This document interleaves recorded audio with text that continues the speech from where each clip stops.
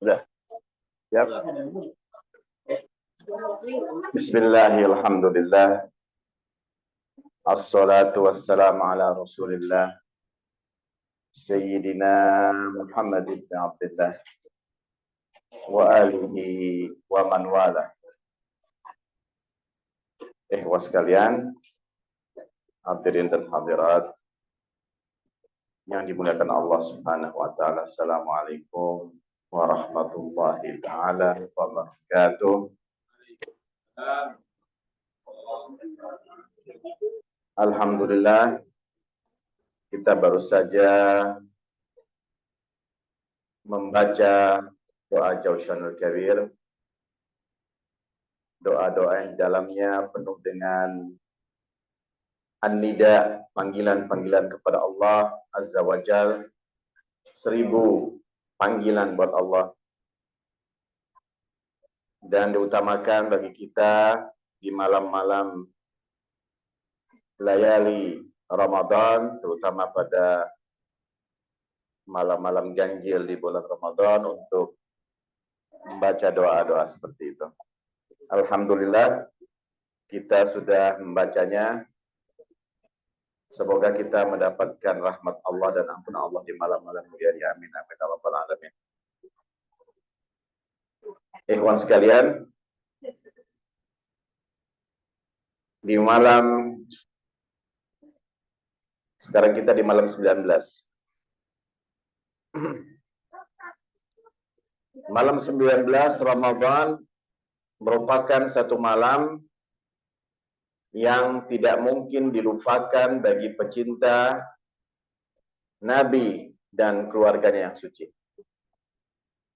Mungkin bagi mayoritas umat Islam, malam 19 mungkin hanya dikenal sebagai salah satu malam Lailatul Qadar.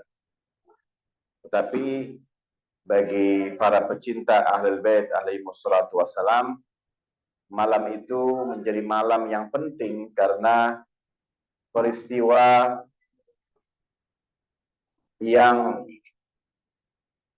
terjadi di Kufah pada tahun 35 Hijriah atau 25 tahun setelah wafatnya baginda Nabi besar Muhammad sallallahu alaihi wasallam, di mana pukulan sebuah pedang yang sudah diberikan racun oleh Al-La'in Ibnu Muljam dijatuhkan tepat di kepala Amirul Mukminin alaihi salatu wassalam di saat beliau sedang menunaikan sholat nafilatus subuh atau sholat sunnah subuh. Peristiwa tersebut kemudian membuat Amirul Mukminin terjatuh dan beliau dibawa ke kediamannya di Kufah sampai akhirnya pada 21 Ramadan beliau alaihi salatu wassalam, atau 2 hari setelah pemukulan tersebut, beliau kembali ke Rafi'il A'la, kepada Allah Subhanahu wa taala. Hadirin dan hadirat sekalian, Imam Ali itu tidak pernah kalah kalau berhadap-hadapan. Jadi dia tumbang, dia jatuh itu ketika dipukul, pukulan itu dari belakang. Jadi kalau face to face, nggak ada yang berani, nggak ada yang sanggup menghadapi Amirul Mukminin. Jadi biasanya orang itu dari belakang, karena tidak ada perlawanan. Amirul Mukminin itu terkenal sebagai satu sosok yang tangguh. Jadi dia disebut Farisun Nahar, Ruhbanul Lail. Jadi kesatria di siang hari dan seorang petapa di malam hari. Jadi biasanya orang kalau jagoan di siang hari, malamnya tidur. Tapi ini tidak bagi Amirul Mukminin. Dia malamnya justru berdekat kepada Allah Subhanahu wa taala. Jadi sosok ini memang memiliki multi karakter. Dia adalah sosok yang paling dekat dengan Rasul Shallallahu Alaihi Wasallam, baik dalam sisi nasab, sisi keilmuan, dari sisi kedekatan secara pribadi. Beliau tumbuh besar dalam pangkuan Rasul Shallallahu Alaihi Wasallam, dan kelak ketika Rasulullah dipanggil Allah pun berada dalam pangkuan Ali bin Abi Thalib. Jadi semacam satu simbiosis yang tidak bisa lepas antara kedua sosok ini. Sehingga beliau juga dijuluki sebagai nafsur Rasul. Dia adalah Rasul itu sendiri. Karena yang bisa mengerti tentang Nabi itu hanya Ali.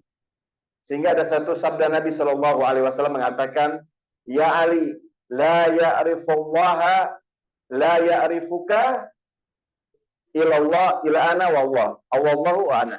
Jadi nggak tahu siapa engkau kecuali Allah dan aku. La ya'rifuni illallah wa anta. Tidak mengetahuiku, tidak mengenalku, kata Rasulullah, kecuali Allah dan engkau. La ya'rifullaha illa anta wa ana, dan tidak mengenal Allah kecuali engkau dan aku.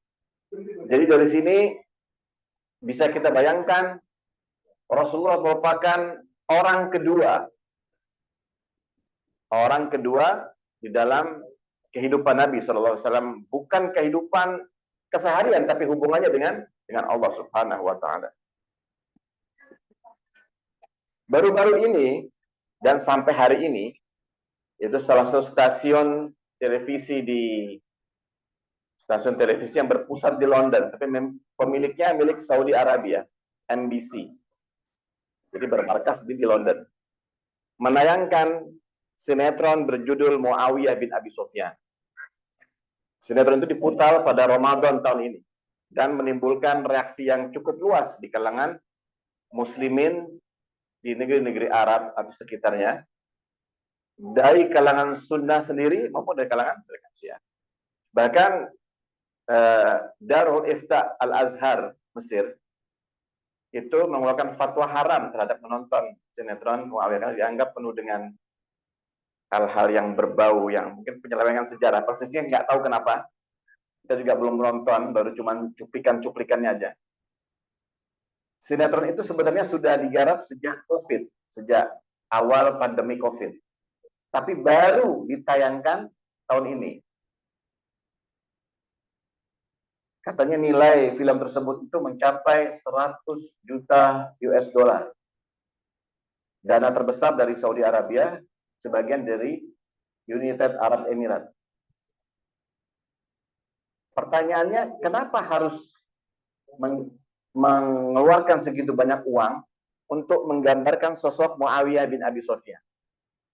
Kenapa nggak sosok-sosok lain yang dikultuskan? Bukankah kalau sahabat Nabi itu ada berjumlah 100.000 orang lebih? Ada banyak sahabat. Ya kan? Khalifah pertama, khalifah kedua, khalifah ketiga, khalifah ketiga. Kemudian bagi mereka juga terhormat. Tapi kenapa mereka nggak ngotot pada tokoh-tokoh ini, tapi justru pada tokoh Muawiyah bin Abi Sufyan? Dan sinetron ini ditayangkan persis setelah kejatuhan pemerintah Suriah, yang hari ini muncul di Suriah itu disebut semangat kembalinya Bani Umayyah, the new atau neo Bani Umayyah, jadi Bani Umayyah kembali. Disebut-sebut sekarang kejayaan Bani Umayyah, ada kebanggaan tentang Bani Umayyah. Jadi bersamaan muncul sinetron itu. Tentu kita tidak akan membahas Muawiyah bin Abi Sufyan malam ini. Tapi ini semacam satu prolog, semacam satu pengantar. Bahwa dimulai dengan satu pertanyaan. Apakah memang ada orang yang mencintai Abi Sufyan, Muawiyah bin Abi Sufyan?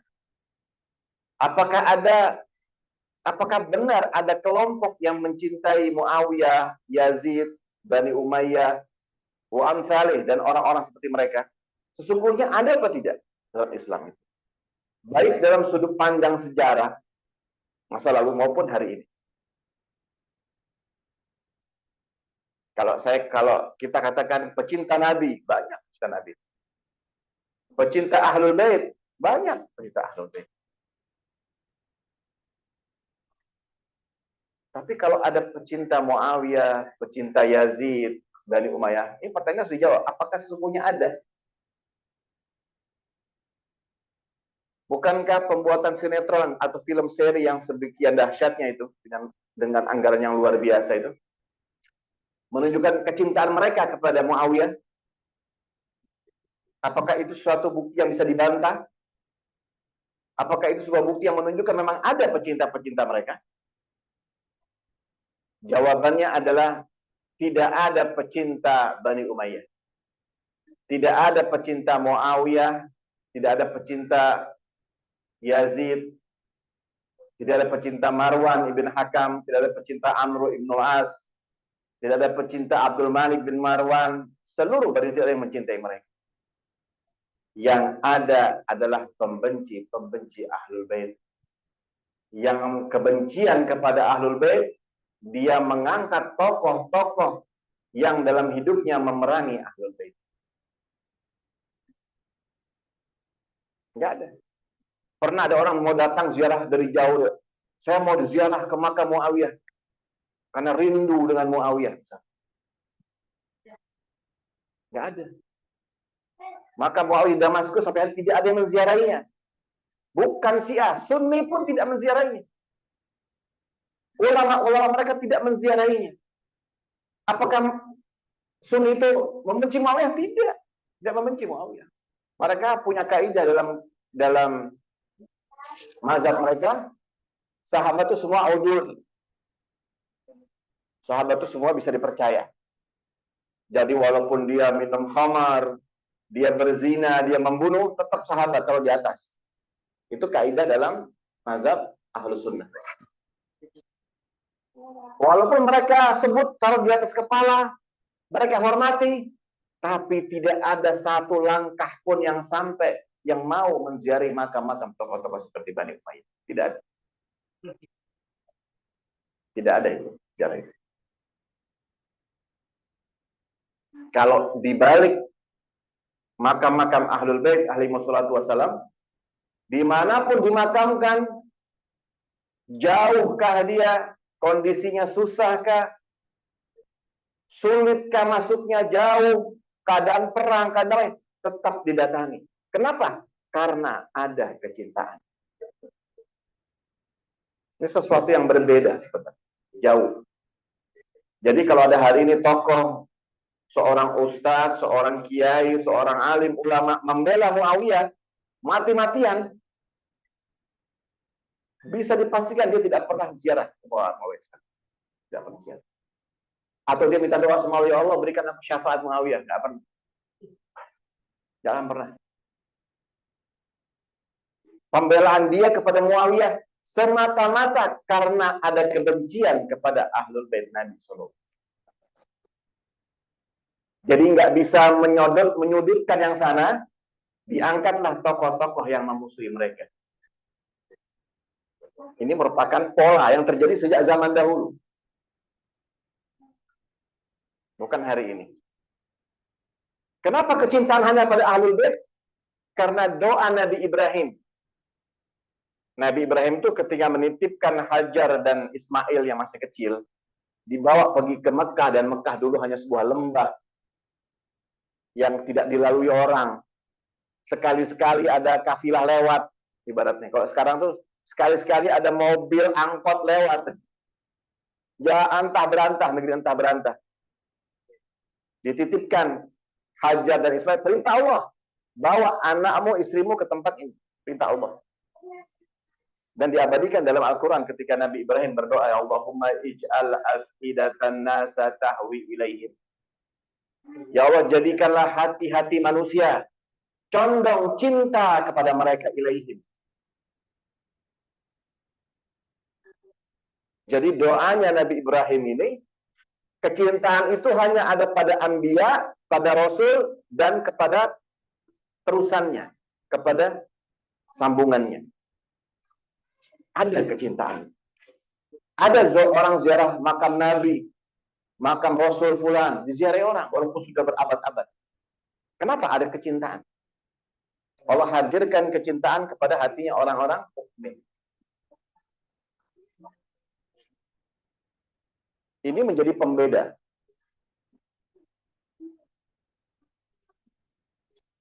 Jadi kembali lagi, tidak ada pecinta mereka, tidak ada. Bohong, ada yang pecinta mereka. Tapi yang ada kebencian kepada Ahlul Bait. Dan membenci Ahlul Bait adalah bagian dari nifaq, kemunafikan. Ada orang nggak terima, Ahlul Bait kok tinggi, punya kedudukan istimewa, nggak terima. Hatinya nggak terima. Minimal ada yang sejajar lah, jangan dia seorang diri. Gitu. Mulai berarti dia ada kebencian. Ada nifak di hati dia. Karena disebut munafik itu ada tingkatannya. Jadi munafik itu jangan diartikan sholat paling depan, paling benci Islam. Nah, kebencian itu bukan hanya kepada Islam. Ya kepada Islam, ya kepada Quran, ya kepada semua kebenaran itu dia benci. Dan kebenaran itu adalah Ahlul Bait itu. Termasuk. Itu nifak. Na'udzubillah. Karena banyak orang berilmu tapi memiliki kemunafikan dalam hati. Jadi beruntunglah orang-orang yang diguyur kecintaan kepada Ahlul Bait. Berarti dalam dirinya sudah nggak ada kemunafikan. Dalam dirinya nggak ada kemunafikan. Kata Nabi Shallallahu Alaihi Wasallam, "Man qama baina rukni wal maqam wasama Ramadan wa mata bughdun ali Muhammad dakhala jahannam." Siapa dari umatku yang sholat baina rukni wal maqam. Jadi Ka'bah itu segi empat. Ka'bah itu segi empat. Kalau ditanya bagian mana yang paling mulia, kan Ka'bah mulia. Bagian sisi mana yang paling mulia? Itu sisi di mana ada Hajar Aswad dan ada Multazam. Jadi di antara empat sisi itu yang paling mulia adalah yang ada Hajar Aswadnya sama Multazam itu. Kalau ditanya di antara sisi itu mana yang paling mulia? Itu baina rukni wal maqam. Antara Hajar Aswad dan Maqam Ibrahim. Jadi antara Hajar Aswad, jadi sedikit. Jadi semua sisi itu istimewa. Tapi ada yang lebih istimewa lagi, sisi ini. Dan yang lebih istimewa lagi, antara Hajar Aswad dan Maqam Ibrahim. Kata Nabi, siapa dari umatku yang sholat antara Hajar Aswad dan Maqam Ibrahim? Wasama Ramadan. Dia puasa selama Ramadan. Tidak pernah absen. Tapi mati dalam keadaan kebencian kepada keluargaku. Dakhala jahannam, masuk jahannam. Gak berguna itu saumnya, puasanya. Gak berguna itu sholat. Padahal sudah di tempat yang kemuliaan. Tapi karena kebencian kepada keluarga Muhammad, dia tidak masuk surga. Dia dakhala jahannam. Gak menolong sholatnya. Gak menolong puasanya. Gak menolong ibadahnya. Kebencian. Kenapa harus benci? Ada masalah apa kita dengan Ahlul Bait? Kalau ada harinya orang membenci Ahlul Bait, ada masalah apa Anda dengan Ahlul Bait? Apa dia punya hutang sama kita? Kenapa kok menolak? Susah untuk menerima. Ini satu hadis yang bagaimana menggambarkan. Kalau begitu, kalau Nabi sudah mengatakan siapa yang sholat baina rukni wal maqam, siapa yang puasa tapi benci pada keluargaku dakhala jahannam. Yang kita mau tanya, Nabi ngomong itu ada bentuknya nggak? Apa na'udzubillah, Nabi ngarang-ngarang? Nggak ada pembenci Ahlul Bait. Enggak. Ketika Nabi mengatakan membenci keluargaku, berarti memang ada, pembenci itu memang ada. Karena nggak mungkin Nabi menjelaskan sesuatu yang tidak ada. Jadi kalau ada orang mengatakan, nggak ada yang membenci Ahlul Bait Nabi. Enggak, Nabi mengatakan ada. Kok Anda bisa bilang tidak ada? Nabi mengatakan ada yang membenci Ahlul Bait. Yang membenci keluargaku ada. Nabi yang bilang. Yang menyakiti Fatimah, Nabi yang bilang. Berarti ada nggak pelakunya? Ada. Oh, nggak ada yang menyakiti Fatimah. Itu hadis bohong. Itu sejarah bohong. Loh, Nabi sendiri mengatakan siapa yang menyakiti Fatimah, menyakiti aku. Berarti ada nggak menyakiti Fatimah? Ada. Apa Nabi menuduh Nabi bohong? Naudzubillah. Nabi nggak pernah berbohong, nggak pernah berdusta. Jadi nggak mungkin Nabi ucapkan sesuatu barangnya nggak ada. Nggak mungkin. Ada. Loh, hari ini kan Ahlul Bait sudah meninggal semua. Tinggal Imam Zaman, Ajalullah Ta'ala Farajah. Semua Imam Ali sudah meninggal. Semua sudah meninggal. Masih ada nggak pembenci-pembenci Ahlul Bait? Ada. Bahkan nggak berhubungan, nggak ketemu. Tapi bentuknya dengan cara mengagung-agungkan orang yang memusuhi Ahlul Bait. Itu adalah kebencian. Jadi jangan dikatakan kebencian itu orang yang hidup bersama Ahlul Bait. Hari ini pun ada kebencian Ahlul Bait. Karena menolak keutamaan Ahlul Bait alaihi wassalam.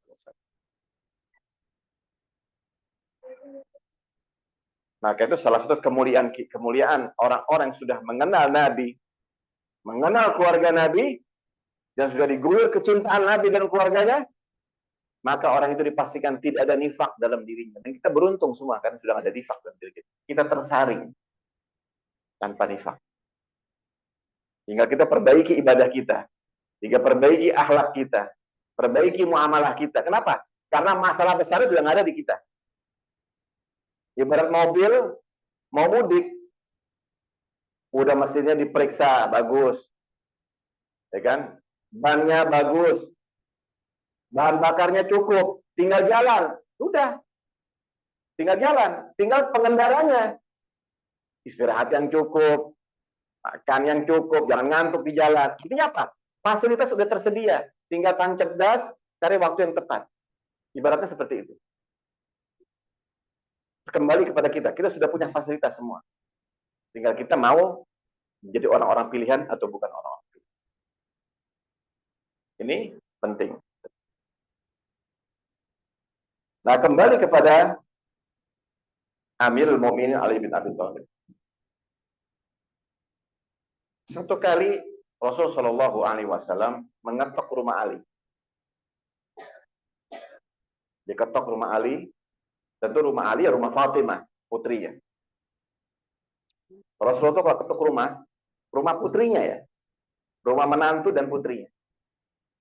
Kalau ketok, Assalamualaikum. Atau diketok lagi, Assalamualaikum. 3 kali nggak dijawab, nggak dibukakan. Rasulullah nggak maksa, dia pulang. Itu salah satu akhlak. Artinya walaupun itu anak, walaupun itu menantu, tetap punya privasi. Itu satu. Kalau kita kan enggak, rumah anak kita, Assalamualaikum, pulang, masuk, nggak ada urusan kan. Rumah anak, ini anak kita ini, nggak ada urusan dia. Nanti saudara saya, ini adik saya, ini bapak saya, ini ibu saya, ini semua dia akan mengatakan itu sebagai legitimasi dia untuk melakukan apapun. Apalagi udah masuk ke rumah saudara kita, buka kulkas, enaknya ambilin yang di kulkas, saudara saya ini, orang udah kebablasan. Banyak orang tidak pakai hukum. Tapi lihat Rasulullah Shallallahu Alaihi Wasallam masuk rumah Fatimah, rumah Ali, dia ketok pintu. Kalau dia nggak buka kan, mungkin sedang tidur, mungkin sedang istirahat, mungkin sedang tidak ingin diganggu. Ada banyak kemungkinan. Tidak mentang-mentang dia Nabi, Rasul, harus dibuka. Saya Nabi nih, saya Rasul. Enggak. Dia mengatakan ada batas-batas. Itu luar biasa, itu akhlak yang penting. Jadi Rasulullah tidak pernah masuk rumah Sayyidah Fatimah kecuali dengan izin dari Sayyidatul Nisa'il Alamin. Nanti ketika Rasulullah sudah meninggal, para sahabat itu masuk paksa ke rumah Fatimah Zahra. Walaupun tidak diizinkan, masuk paksa. Ayahnya seorang nabi, seorang rasul, bahkan penghulu para nabi dan rasul tidak mau masuk kecuali dengan izin. Tapi lihat sahabat-sahabatnya, tanpa izin dia masuk mendobrak ke rumah Fatimah. Sudah berbeda. Berbeda. Jauh berbeda. Seharusnya kalau pakai teori, harusnya ayahnya yang masuk tanpa izin. Tapi ayahnya dengan izin, ini orang lain masuk dengan paksa. Ini fakta sejarah. Nah, saya mau cerita tadi, satu kali Rasul masuk ke rumah Fatimah Zahra, Fatimah membukakan pintunya. Tapi Imam Ali tidak ada. Kemana suamimu? Sedang tidur ya Rasul. Aku bangunkan sekarang. Jangan kau bangunkan. Biarkan dia tidur. Nanti sepeninggalku, dia akan banyak mengisi waktu-waktunya tanpa tidur. Jadi Rasulullah nggak membangunkan Ali. Ini satu akhlak juga. Kalau kita kadang-kadang punya anak, bangunin. Ya kan? Merasa anak, bangunin. Lihat Rasulullah akhlaknya luar biasa. Ini satu pelajaran buat.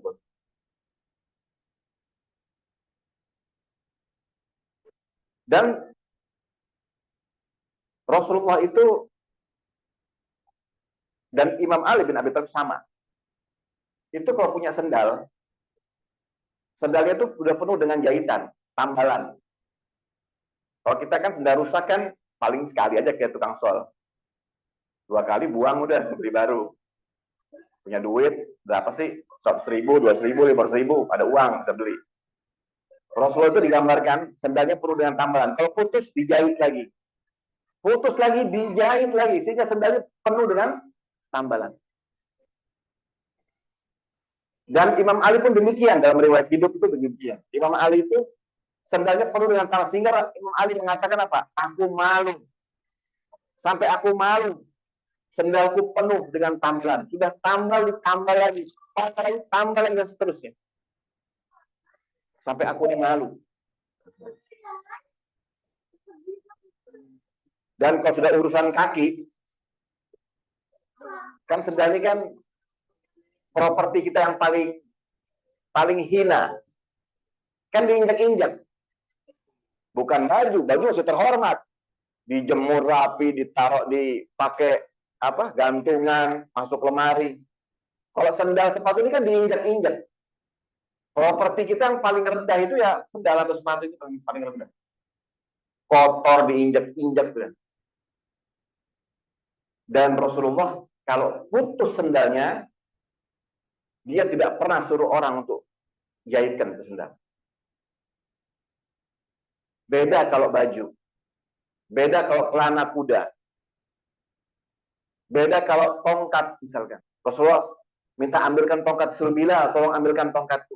Tongkat masih terhormat dibawa. Tapi kalau sudah menyangkut sepatu atau sendal, dia tidak pernah menyuruh orang.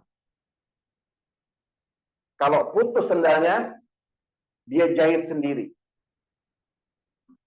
Atau satu-satunya orang yang diperintahkan untuk menjahit sendalnya Rasul itu hanya Ali bin Abi Thalib. Karena Rasul sudah bagian dari hidupnya Ali. Suatu kali Rasulullah itu keluar dari rumahnya. Sahabat ikut di belakangnya. Tiba-tiba sendal Rasul itu putus. Baru berapa langkah dari rumah, putus sendalnya. Rasul kasihkan kepada Ali. Wahai Ali, tolong jahitkan sendal. Separuh aja, putus separuh saja. Rasul duduk bersama sahabat-sahabatnya, kemudian Ali minggir. Mengambil benang, mengambil jarum, dia mulai menjahit sendalnya. Berjarak antara Rasulullah dengan Ali dan sahabat-sahabat. Rasul menunggu. Kemudian Rasul berkata kepada sahabat-sahabat yang sedang duduk itu. Sementara Ali jauh. Apa kata Rasulullah SAW? Ini hadis ini penting. Kalau kita pakai nalar yang baik, yang nalar yang sehat, itu sudah satu hujjah. Gak usah berdebat, satu hujjah cukup. Karena ada orang suka berdebat, udah benar sih diperdebatkan. Kata Rasulullah ketika berkumpul sahabatnya itu apa dikatakan kata Rasulullah? Minkum man yuqatil fit ta'wilil Qur'an kama qataltu fit tanzili. Dari kalian para sahabat, dari kalian ini semua, ada nanti satu orang, ada nanti sepeninggalku Dia akan berperang. Berperang fi ta'wil Quran, karena ada orang mau menyelewengkan Al-Quran. Sebagaimana aku berperang, perang Badar, perang Uhud, perang Hunain, fi tanzilil Quran, karena mereka menolak wahyu. Jadi Nabi perang sama musyrikin, karena musyrikin menolak Nabi sebagai Nabi, Nabi sebagai Rasul, wahyu Al-Quran itu ditolak. Ini bukan wahyu. Ini bukan wahyu Tuhan. Anda bukan Nabi. Maka Nabi diperangi. Karena tanzil. Karena nuzul Quran. Karena wahyu. Begitu Nabi sudah meninggal dunia, semua Jazirah Arabia sudah beriman. Nggak ada yang menolak Al-Quran. Sekarang fase berikutnya adalah fase menyalahgunakan Al-Quran. Maka ada periode tanzil, ada periode ta'wil. Kalau tanzil rame-rame menolak Al-Quran sebagai wahyu.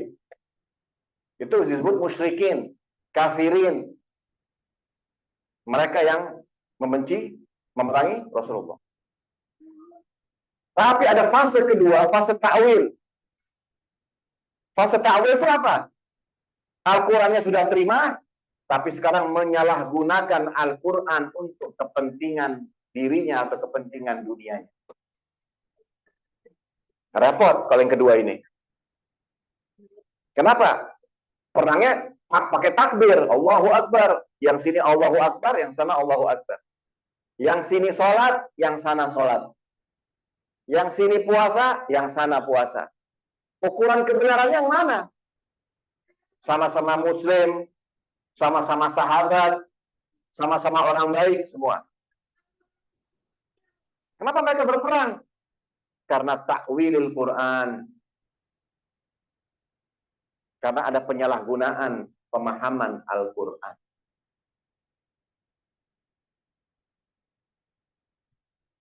Maka ketika Rasulullah SAW mengatakan di antara kalian nanti ada yang berperang melawan penyalahgunaan Al-Quran, sebagaimana aku berperang mempertahankan tanzilnya Al-Quran. Dari hadis ini berarti orang yang berperang karena penyalahgunaan Al-Quran itu sejajar dengan Nabi. Karena Nabi bilang dirinya sebagaimana aku berperang. Jadi kebenaran ada sama Nabi, kebenaran ada sama orang ini. Gak mungkin salah orang ini. Semua sahabat mengatakan, saya ya Rasulullah, saya ya Rasulullah, saya ya Rasulullah. Rasul tidak menjawab. Orang itu adalah khasifun na'li. Orang itu yang sedang menjahit sandal. Imam Ali agak jauh duduknya. Yang menjahit sandal. Orang yang saya maksud itu orang yang hari ini, yang saya sedang menjahit sandal. Saya Rasulullah. Enggak. Dengan demikian, hadis ini, kalau pakai nalar sehat, dengan demikian hadis ini adalah hadis yang mengatakan bahwa seluruh perang setelah Nabi yang benar, yang ada Ali di dalamnya. Karena Ali sudah mendapat legitimasi dari Nabi. Yang lainnya nggak dapat legitimasi, loh, sudah tunjuk tangan. Tidak.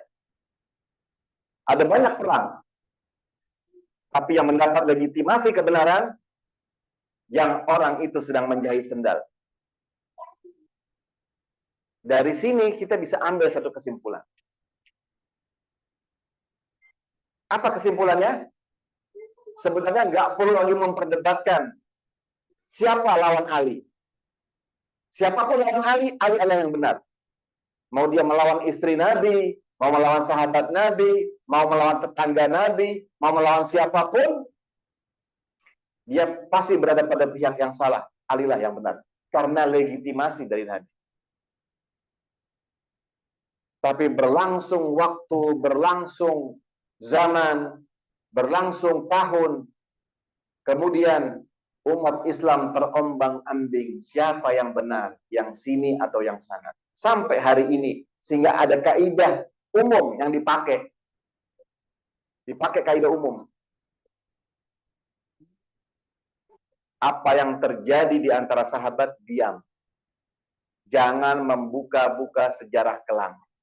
Ini kaidah dipakai. Kenapa? Karena bingung untuk menentukan mana yang hak dan mana yang batil. Takut, tawakuf, diam, no comment.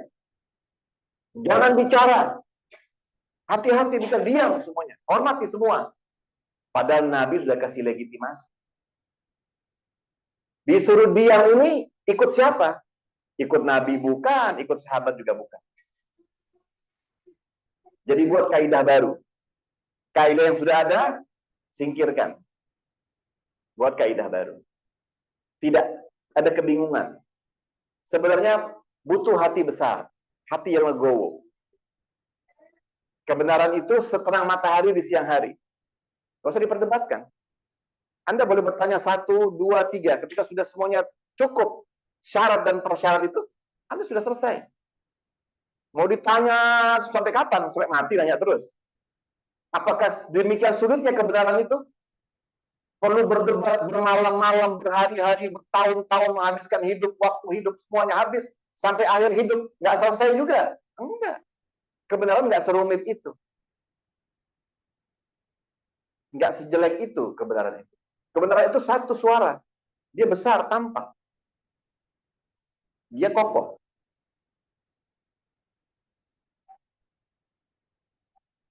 Tapi orang karena dasarnya sudah ada kebencian, ada nifak di hatinya, maka dia akan sulit menerima. Sebagaimana iblis. Iblis itu dibuang dari surga bukan karena nggak mau sujud sama Allah, bukan. Nggak mau sujud sama Adam. Sujud sama Allah siap. 1 hari 5 kali siap. 1 hari 100 kali siap iblis. Sampai jidatnya hitam. Asal sama Allah ya sujudnya ya. Tapi begitu sujud antar sama makhluk, mau dia menolak. Karena ada afdoliyah, ada keutamaan yang lebih. Dia menolak keutamaan itu. Dia menolak. Jadi sujudnya sama Allah luar biasa. Ibadahnya sama Allah luar biasa. Tapi karena menolak kepemimpinan dari Allah, menolak keutamaan yang Allah berikan dari antara satu dan lainnya, menolak. Dia selesai. Nggak berguna itu ibadahnya. Nggak berguna.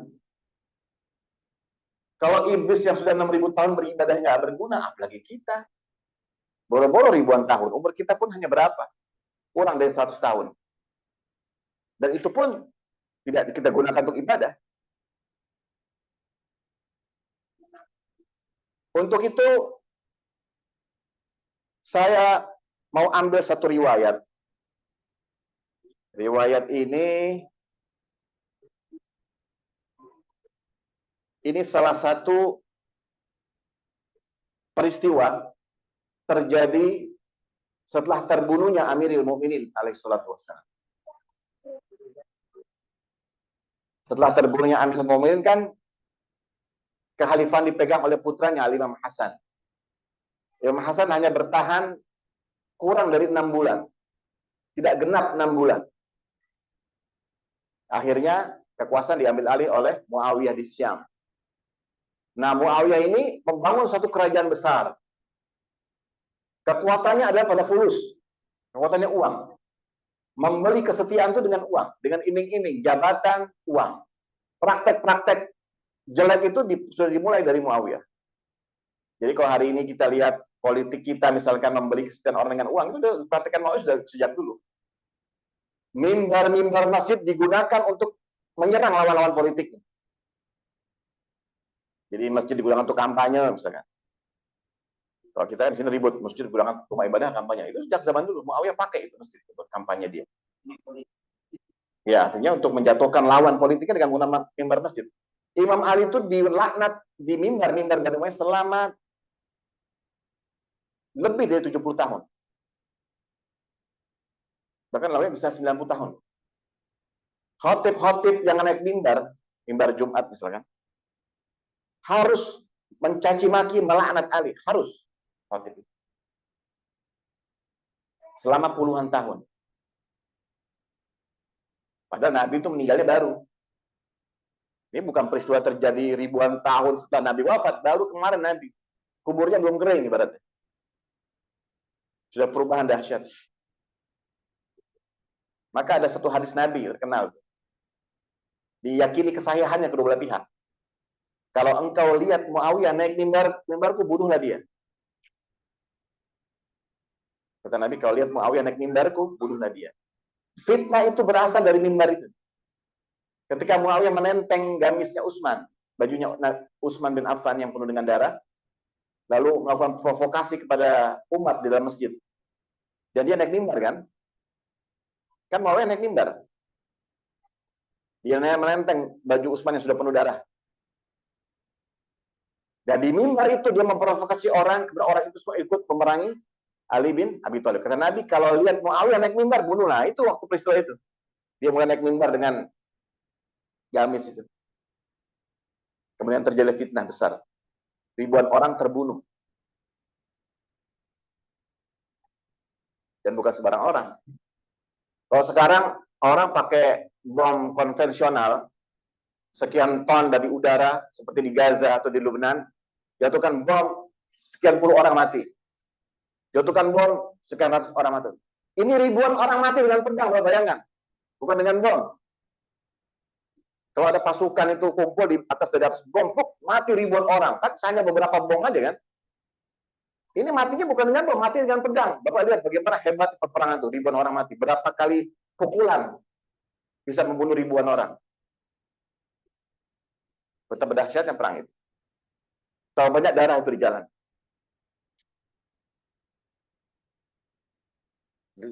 Satu orang mati terus mati, ribuan totalnya. Dan semuanya muslimin. Nah, karena saya nggak bisa lama-lama juga nih, Ustadznya sudah malam, berngantuk semua. Jadi saya teringat satu peristiwa terjadi setelah terbunuhnya Amirul Mukminin. Ketika Muawiyah sudah berkuasa. Muawiyah sudah berkuasa di Syam. Dan merupakan pemerintahan yang represif. Kalau ada pendukung Ali, habis dia. Nggak ada tempat. Orang dikejar-kejar lah, sampai ke rumah-rumah dikejar. Kedengaran ada pendukung Ali, pecinta Ali, diseret. Nah, satu kali ada seorang sahabat. Dan dia merupakan sahabat Nabi. Dia sahabat Nabi. Dia itu berperang bersama Nabi. Namanya Dirar ibn Damrah. Dirar ibn Damrah sahabat Nabi. Ya, peristiwa ini berarti sudah tua. Kalau dia terjadi pada tahun 40 Hijriah, 50 Hijriah, 40 Hijriah misalkan. Anggap saja 40 Hijriah. Usia dia sudah ya paling kecil mungkin 50 usianya. 60 tahun, 50 tahun, 60 tahun mungkin. Saat itu 70 tahun bisa jadi. Jadi Dirar ibn Damrah ini masuk ke Syam, masuk ke ibu kotanya Bani Umayyah di Syam. Sampai berita kepada Muawiyah, ada Dirar ibn Damrah, karena sahabat dihormati. Oh, sahabat Nabi Dirar. Gempar itu Syam itu gempar. Ketika Dirar masuk Syam itu gempar. Oh, sahabat Nabi, sahabat Nabi. Sampai ke telinga Muawiyah. Ada Dirar ibn Damrah. Lalu Muawiyah memerintahkan kepada bawahan-bawahannya untuk membawa Dirar itu ke istana dia. Karena Dirar ini pecinta Ali. Dirar ini seorang yang fasih. Berbicaranya fasih. Jadi sangat retoris orangnya. Pandai berbicara. Karena nggak semua orang punya pandai berbicara. Ada orang punya berpikir, orang pandai berpikir, tapi untuk berbicara dia bingung. Nah, ada sebaliknya orang pandai berbicara, diberikan kefasihan pada lidah dia. Nah, masuklah Dirar itu di istana Muawiyah. Kalau di istana, ini ruangan itu dipenuhi dengan para pendukung Muawiyah, ya menteri-menterinya, ya penjilat-penjilatnya, bawahannya semua berkumpul di ruangan itu. Dia bawa Dirar ke tengah-tengah ruangan itu untuk apa? Untuk dipermalukan. Untuk dipermalukan. Dibawa Dirar itu. Nah, kemudian ini riwayat yang saya bacakan ini cerita bagaimana Dirar ibn Damrah berada di tengah-tengah istana Muawiyah. Jadi saya coba bacakan. Ini kira-kira ini sudah inti ceritanya. Dakhala Dirar ibn Damrah ala Muawiyah. Akhirnya Dirar ibn Damrah ini sampai kepada istananya Muawiyah. Faqala lahu Muawiyah. Kemudian Muawiyah berkata kepada Dirar, "Ya Dirar, sifli Aliyan." Wahai Dirar, sifatkan pada aku siapa itu Ali. Ini nggak gampang, Pak. Disuruh berbicara tentang Ali di tengah-tengah majelis yang semuanya membenci Ali. Ini berbicara di kandang musuh. Bukan berbicara di kandang di kandang sendiri, di kandang lawan. Satu permintaan di satu sisi adalah sebuah peluang untuk berbicara yang hak, tapi di satu sisi juga ini merupakan satu jangan-jangan ini jebakan. Ya Dirar sifli alian, sifatkan pada aku siapa itu Ali, kata Muawiyah. Lalu katanya Dirar ibn Damrah, "Au ta'fini min dzalik?" Apakah kalau saya mau bercerita tentang Imam Ali yang benar, apakah mau maafkan aku? Ini karena tahu yang nyuruh ini orang yang membenci Ali. Nah, lalu Muawiyah meyakinkan Dirar di depan orang-orang, "La siap, saya akan maafkan engkau." Karena ini Muawiyah sudah berjanji di depan orang-orang berjanji, maka mulailah Dirar ibn Damrah mensifati Ali dengan salah satu sifat terbaik yang pernah dicatat oleh para sejarawan.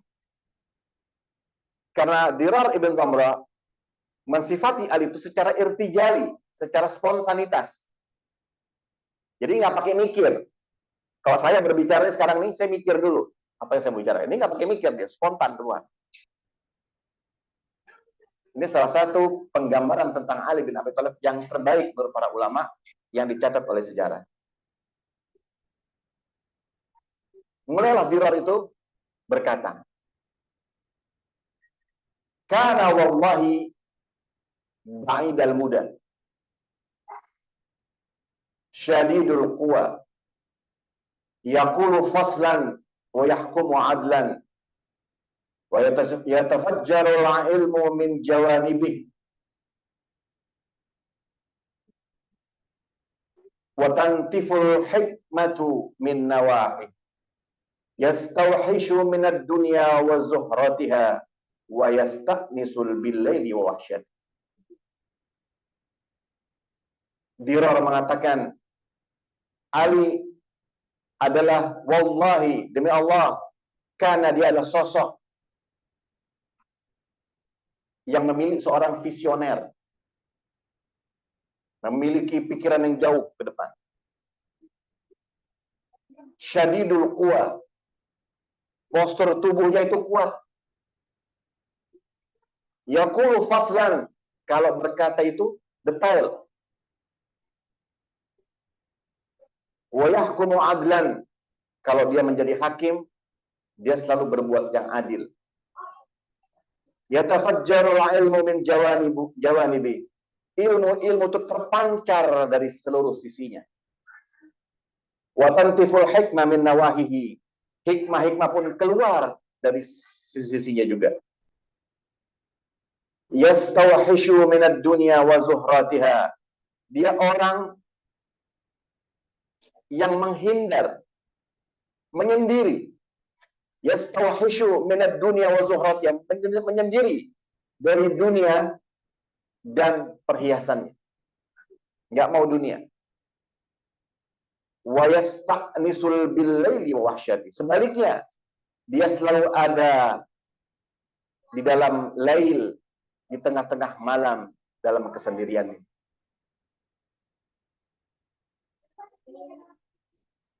Amirul Mukminin digambarkan oleh Dirar ibn Damrah dengan satu rincian yang luar biasa fasihnya. Dia tidak mau dunia. Tapi dia ada dalam setiap malam. Maksudnya beribadah. Tidak pernah melewatkan malam tanpa ibadah pada Allah Subhanahu wa ta'ala. Ketika orang beramai-ramai mencari dunia, dia menghindar. Sebaliknya, ketika orang-orang tidur, menutup rapat-rapat rumahnya, dia justru bangun di tengah malam itu, mendekat kepada Tuhan. Satu kali Amirul Mukminin itu berjalan di satu pasar di Kufah. Jadi ada penjual daging, ada orang punya daging, tukang sembelih daging, dia potong daging pagi-pagi, Imam Ali lewat sebagai khalifah pada saat itu.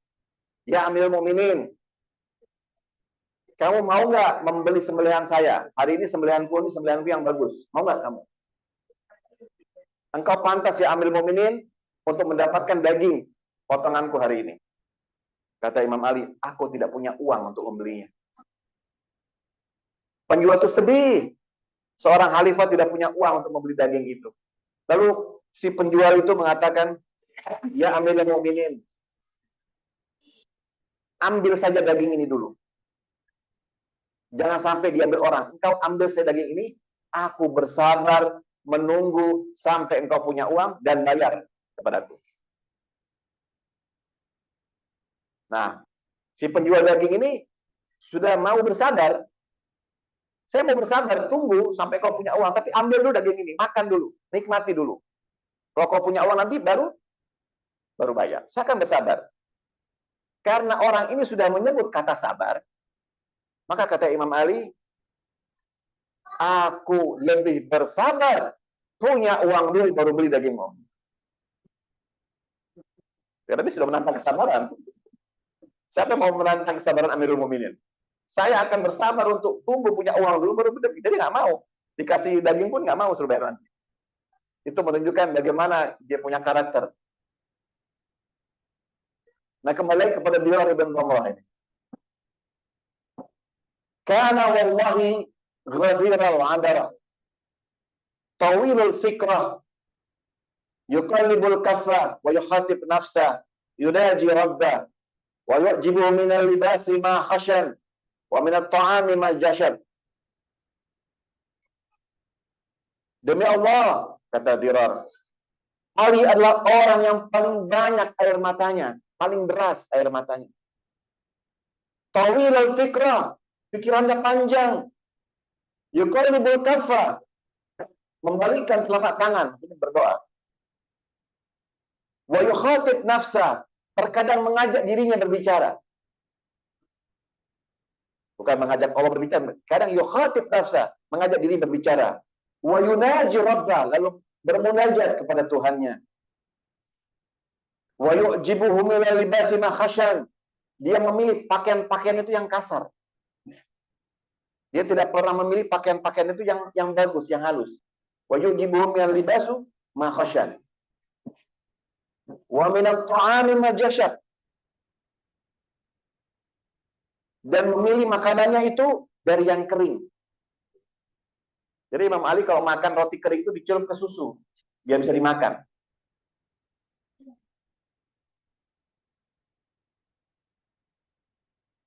Wa kana wallahi fina ka ahadina.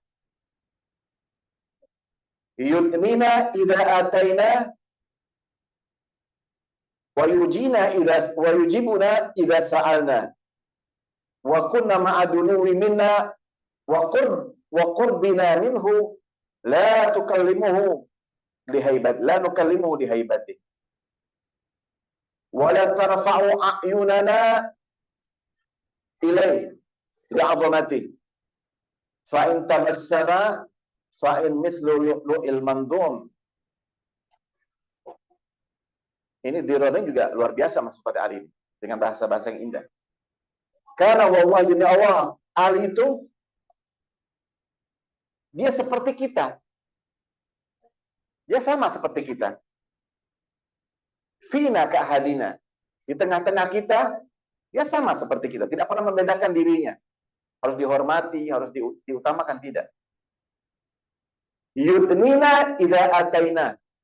Kalau ada orang di antara kita yang datang mendekat kepada dia, Ali itu ikut mendekat pada orang itu. Jadi dia tidak mau disamperin. Ada orang kan Kalau sudah posisi di sini, orang harus datang. Karena merasa mungkin pemimpin, merasa mungkin punya jabatan, merasa orang terhormat. Kalau orang datang, dia diam saja, menunggu orang itu sampai ke dia. Kalau Ali tidak. Yudnina idza ataina. Kalau kita datang, dia ikut mendekat kepada kita. Jadi orang itu terhormat. Wa yujibuna idza sa'ala. Kalau kita bertanya, dia pasti menjawab. Kalau kita meminta, pasti dikasih. Wa kunna ma'adunuhi minna wa qurbina minhu la nukallimu illa li haibati. Walaupun Ali itu seperti itu, walaupun kunna ma'adunuhi minna, walaupun kita dekat bersama Ali, walaupun kita tidak ada sekat-sekat bersama Ali, tidak ada hijab bersama Ali, sangat dekat dengan Ali, kata Dirar. Kita tidak ada satupun dari kita yang mau mengajak dia berbicara terlebih dahulu, karena ada wibawa dari dia. Jadi Ali itu punya wibawa. Kalau kita mau mulai bicara tuh semua orang segan, nggak mau, karena ada wibawa. Wala narfa'u a'yunana ilaih li'azamati. Nggak ada satupun orang yang bisa angkat kepala, angkat mata ini menatap dia karena keagungannya. Jadi sampai menatap aja nggak sanggup. Angkat kepala aja nggak sanggup. Karena ada keagungan dari Ali bin Abi Thalib. Dan yang berbicaranya sahabat.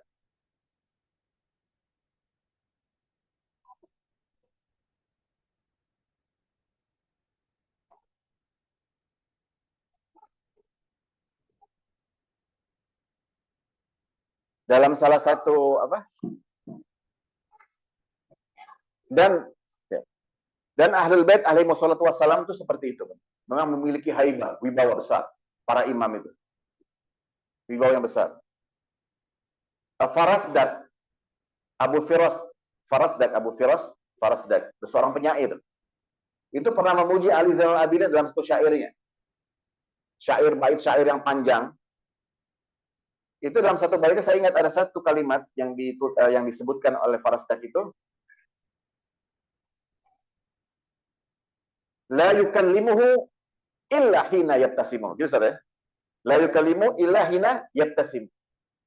Jadi Al-Imam Ali Zainal Abidin ini karena wibawanya, demikian besar wibawa Ali Zainal Abidin ini, nggak ada orang mau mengajak dia berbicara, nggak ada yang berani. Illa hina yabtasim, kecuali nunggu dia tersenyum dulu. Jadi kalau Ali Zainal Abidin itu sudah tersenyum, baru orang mau bicara. Saking haibah para imam itu. Sedemikian hebat dia, sampai orang mau bicara pun dia mikir-mikir dulu. Tapi ayat Quran itu justru menarik. Ya ayyuhalladzina amanu la tarfa aswatakum fawqa sautin nabi. Wahai orang-orang beriman, janganlah kau angkat suara-suaramu melebihi suara Nabi. Nabi itu begitu wibawa, begitu agung, para imamnya agung. Tapi ada juga sahabat-sahabat yang kurang ajar, angkat suara di depan Nabi. Turun ayat itu. Kita baru berbicara tentang Ali bin Abi Thalib, berbicara tentang Ali Zainal Abidin. Ini Rasulullah lebih besar lagi dari mereka. Masih kurang ajar juga. Berani mengangkat suara. Kita angkat suara depan kiai nggak berani, depan guru kita nggak berani, depan orang tua kita nggak berani. Ini angkat suara di hadapan Rasulullah. Jadi walaupun Rasulullah itu berwibawa, agung, ya kalau dasar orang-orang bodoh, ya orang bodoh yang nggak punya aturan, dia pasti ya tetap aja melanggar gitu. Jangankan Rasulullah, Allah aja dia berani kok dilawan, apalagi Rasul. La tarfa'u ayunina ilaih bi'azamati. Fa'in tabassara fa'an mithli lu'lu'il mandum. Jadi kata Dirar, Imam Ali itu,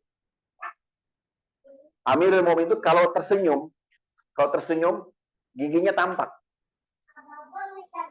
Giginya tampak. Kan ada orang tersenyum giginya nggak tampak ya. Ini kalau tersenyum giginya tampak. Fa'in tabassama fa'an mithlu lu'lu'il mandum. Kalau Imam Ali itu tersenyum, giginya tampak seperti untayan mutiara yang tersusun rapi. Giginya itu. Jadi para nabi, para imam ini memang memiliki fisik yang sempurna. Jadi bukan cuma akhlak dan ilmunya yang sempurna, fisiknya juga sempurna. Giginya seperti mutiara yang tersusun rapi, ya, putih, bersih, ya kan? Wa yu'azzimu ahlad din. Imam Ali bin Abi Thalib selalu menghormati orang yang menjalankan syariat, yang membesarkan agama. Wa yuhibbul masakin, dia cinta pada orang-orang miskin. Wa la yatma'ul qawi wa fi batilih. Dia nggak pernah berpihak kepada orang-orang yang kuat dalam kebatilannya. Ada orang merasakan kalau orang kuat dia pro. Oh, ini orang kuat nih, orang kaya, kita pro. Dia tidak, memang tidak pernah. Wala ya'asu min dha'ifi min adli. Orang-orang kecil tidak pernah putus asa karena keadilannya. Karena Imam Ali selalu berpegang kepada keadilan, yang paling lemah pun datang kepada Ali. Karena dia tahu Ali pasti akan berpegang pada keadilan. Wa asyhadu billah, kata Dirar. Jadi Dirar ini cerita ini di depan Majelis Muawiyah dengan berapi-api. Dengan semangat yang berkobar-kobar, dengan emosi yang penuh. Udah ceritakan Imam Ali, lepas semua. Wa asyhadu billah, laqad ra'aituhu fi ba'dil mawaqifi. Demi Allah, aku bersaksi, aku pernah melihat Ali dalam salah satu kesempatan. Jadi orang nggak sengaja pernah ketemu Ali, karena nggak sengaja. Waqad arhal laili sudula, ketika malam sudah gelap. Wa gharat nujumu, ketika bintang-bintang mulai menghilang, berarti tengah malam. Wa huwa qa'imun fi mihrabi, Ali sedang berdiri di tempat sholat. Jadi nggak sengaja Dirar melihat di suatu malam, tengah malam, menyaksikan Ali berdiri di saat sedang sholat. Qabid ala lihyati, tangannya menggenggam janggutnya. Ya tamal mulassalin, pucat mukanya. Wa yabki buka al-hazin, menangis seperti orang yang sedih. Faka'ani al-an asba'u. Lalu Dirar kemudian mengatakan, faka'ani al-an, sekarang, di saat dia berbicara tuh, saya seolah-olah mendengar, dia seperti satu karamah, ya, satu karamah dari Amirul Mukminin. Jadi ketika Dirar sedang berbicara itu, tiba-tiba ka'ani al-an, faka'ani al-an asma'u. Sekarang saya seolah mendengar, seperti ada suara sampai ke telinga dia. Jadi ucapan Imam Ali yang dia pernah lihat, peristiwa yang dia tidak sengaja dahulu itu, tiba-tiba suara itu sekarang bergema lagi di telinganya. Muncul lagi suara itu. Wa huwa yaqul, ketika itu Imam Ali mengatakan, ya dunia, wahai dunia. Abi ta'arati, apakah engkau datang menggodaku? Am ilayya tasawwaqti, atau engkau rindu kepadaku? Jadi dia mengajak bicara dunia. Wahai dunia, apakah engkau menggodaku? Apakah engkau rindu kepadaku? Hayhat, jauh, sangat jauh. Gharri ghairi, bujuklah orang selain aku. Perdayakan orang selain aku. La hajatin li fik, aku enggak butuh dengan engkau, wahai dunia.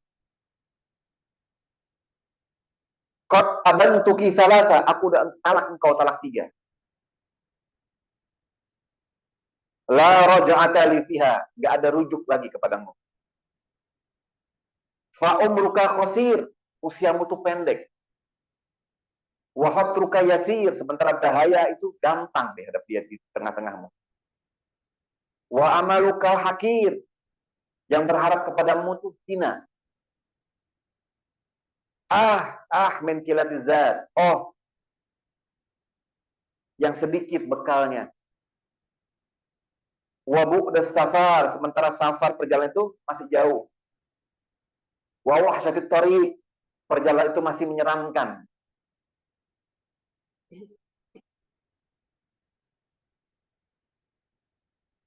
Kemudian sampai di sini seluruh ruangan itu menangis.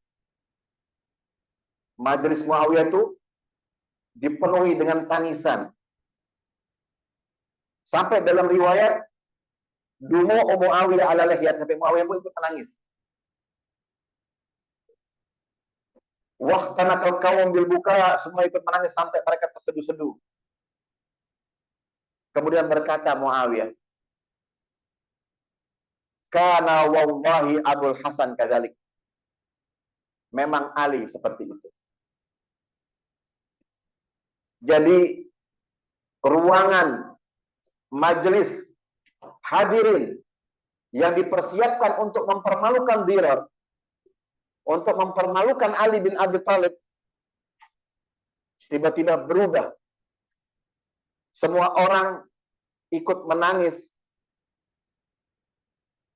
masuk ke dalam emosinya Dirar ketika mensifati Ali bin Abi Thalib. Lalu Muawiyah melihat semuanya sudah ikut menangis, dia bertanya kepada Dirar, "Ya Dirar, fa kaifa kana hubbuka iyyah?" Wahai Dirar, bagaimana sesungguhnya kecintaanmu kepada Ali? Berkata Dirar, kal hubbi ummi Musa li Musa. Seperti cintanya ibu Musa kepada Musa.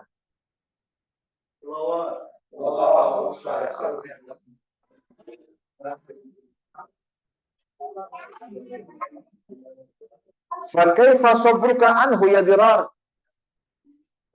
Wahai Dirar, bagaimana sabarmu berpisah dengannya?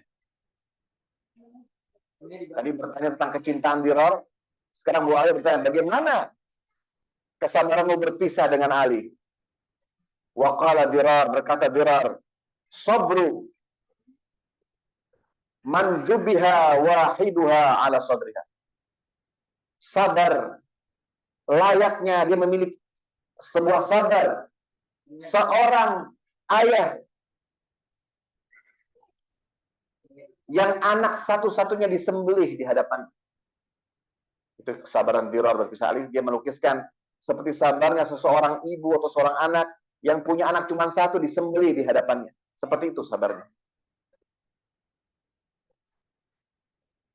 Fahiya la tarqa ibrata. Sementara air matanya sudah kering, udah nggak bisa nangis lagi, kering. Wala taskun hararatuha. Ini hatinya, gejolak hatinya sudah nggak bisa ditahan lagi, nggak bisa diam. Setelah itu Dirar qama wa kharaja wa huwa baqi. Setelah itu Dirar berdiri keluar dari majelis Muawiyah dalam keadaan menangis. Semua orang menangis. Bani Umayyah, pembantu-pembantunya semua menangis di majelis tersebut. Muawiyah nggak bisa bilang apa-apa. Karena semuanya orang menangis. Lalu Muawiyah bertanya. Ini salah satu statement, satu riwayat yang menjawab prolog saya tadi di awal majelis. Faqala Muawiyah, amma innakum law faqattumuni lama kana fikum man yusni alayya mithli hadhihi thana. Apakah kalian, seandainya nanti kalian kehilanganku, ada di antara kalian yang memuji aku seperti orang ini tadi memuji sahabatnya? Muawiyah kan mempertanyaan dirinya, ada nggak yang akan memuji diriku seperti Dirar memuji Ali? Lalu ada salah satu orang dari hadirin, faqala lahu ba'du min kana hadir, ada satu orang hadir teriak, as-sahib ala qadri sahibi. Teman itu sesuai kadarnya dengan orang yang ditemani. Jadi kembali lagi seperti yang saya sebut di awal, kecintaan kepada Ahlul Bait Nabi itu adalah satu fitrah. Kalau fitrah kita cinta kepada kebenaran, cinta kepada keadilan, cinta kepada hal-hal yang baik, Pasti hati ini akan terpaut tanpa perlu diperintah, tanpa perlu dikondisikan, tanpa perlu didoktrin. Kita semua akan cinta kepada Ahlul Bait karena mereka adalah penghulu-penghulu kebenaran itu. Penghulu-penghulu kebaikan. Otomatis kita cinta kepada mereka. Tapi sebaliknya, jika dalam diri kita nih ada cinta dunia, cinta jabatan, terkontaminasi dengan dunia, kalau kemudian mulai cinta kepada diri, cinta pada kelompok dan seterusnya, terkontaminasi, maka yang adalah kebencian kepada Ahlul Bait. Dan kebencian kepada Ahlul Bait itu adalah kemunafikan, kata Nabi. Karena umatku akan diuji dengan Ahlul Baitku. Umatku diuji dengan Ahlul Bait. Sholat, ngaji, puasa, baca Quran di mana-mana orang. Itu udah menyangkut Ahlul Bait, udah berubah. Mukanya berubah, matanya berubah, duduknya berubah, pertemanan jadi berubah, persaudaraan jadi berubah, semua berubah berkenaan dengan Ahlul Bait. Muncul bibit-bibit nifak itu muncul perlahan. Maka itu membedakan antara hak dan yang batil itu adalah kebenaran itu sendiri, dan kebenaran itu adalah Amirul Mukminin. Karena dia yuqatil fi ta'wilil Quran kama qataltu fi tanzili, kata Nabi. Maka disejajar sama Nabi. Kalau Nabi berhadapan dengan orang-orang kafir, Imam Ali berhadapan dengan orang-orang munafik. Kalau dulu mereka simbolnya adalah hancurkan Muhammad, hancurkan Quran, hancurkan Islam, sementara Ali berhadapan sama orang yang mengangkat mushaf Quran, yang teriak takbir, yang teriak tahmid, teriak tasbih dan seterusnya. Berhadap-hadapan dengan simbol-simbol agama. Maka itu mengenal Ali bin Abi Thalib, mengenal Ahlul Bait Nabi, berarti kita mengenal proses takwil Quran ini. Di mana kita harus berdiri, di mana kita harus bersikap, karena mereka adalah contoh-contoh bagi kita pasca Nabi. Sementara mereka yang tidak mengenal Ahlul Bait atau tidak berwilayah kepada Ahlul Bait, tidak mengakui kepemimpinan Ahlul Bait, mereka terombang-ambingkan pasca Nabi. Kalau sama Nabi, mereka aman. Tapi begitu Nabi selesai, Nabi meninggal, mereka terombang-ambingkan, akhirnya kebenaran dengan kebatilan menjadi satu, mereka tidak bisa membedakan lagi mana kebatilan, mana sesuatu yang benar. Akhirnya terciptalah kaidah-kaidah baru yang mereka buat-buat sendiri, mereka terjebak dari intisari atau ajaran pokok dari sebuah agama yaitu Islam, yang mana menjunjung tinggi keadilan, menjunjung tinggi kebenaran. Akhirnya hasilnya semua negosiasi. Tidak ada yang berani mengatakan hak, batil itu batil. Yang ada hanya negosiasi, cari jalan tengah, sama-sama untung, win-win solution. Kan begitu. Menurut mereka, menurut kaidah mereka, tapi di mata Allah nggak seperti itu. Untuk mencari kebenaran, kita disuruh memilih mana jalan yang benar, mana jalannya yang salah. Wallahu alam, mungkin itu dulu dari saya. Karena udah terlalu malam, saya juga capek, bapak-bapak capek juga. Udah capek jasan kafir tadi, alhamdulillah sudah baca 1000 bagian. Mudah-mudahan dikabulkan Allah Subhanahu wa taala semua hajat-hajat kita, permohonan kita malam ini.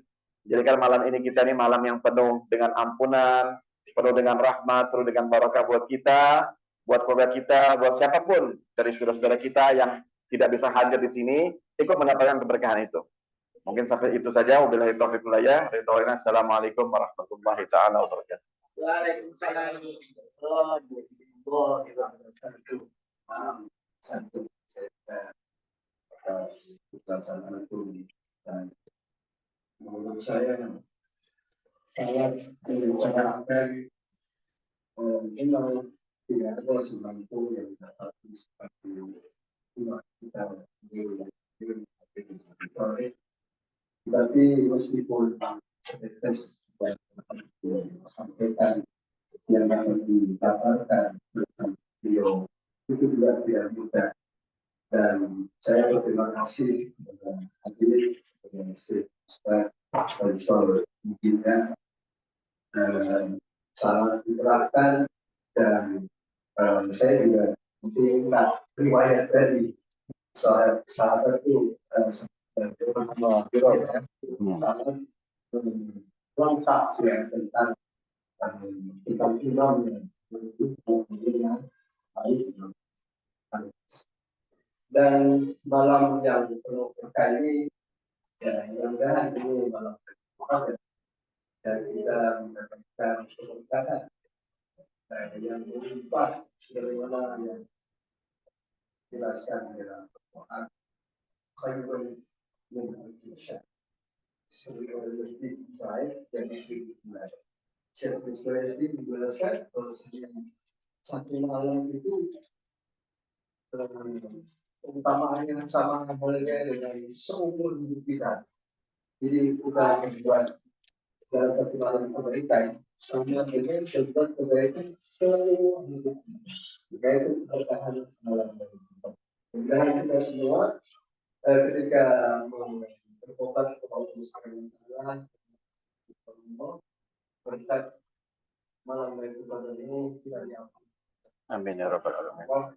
Kedua orang tua kita, ayah dan ibu kita, semoga Allah memberikan kita yang dan bersama-sama orang yang biasa kita, orang-orang yang mulia yang kita Allah dan orang-orang yang kita sayangi, yang telah mengajar kita, semoga Allah mengampuni kubur mereka, Allah mengampuni mereka, merahmati mereka, dan insya Allah kita semua di dalam selalu dalam dunia dan syafaat Rasulullah dan Abu Bakar alaihi wasallam dan semakin cinta kita kepada Rasulullah dan Abu Bakar semakin kuat, semakin meningkat dan insya Allah kita di dunia dan di akhirat nanti senantiasa bersama Rasulullah. Amin. Terima kasih semuanya. Mohon maaf kepada ibu ya. Dan walaupun ibu kita tutup doa dengan doa Al-Fatihah. Bismillahirrahmanirrahim.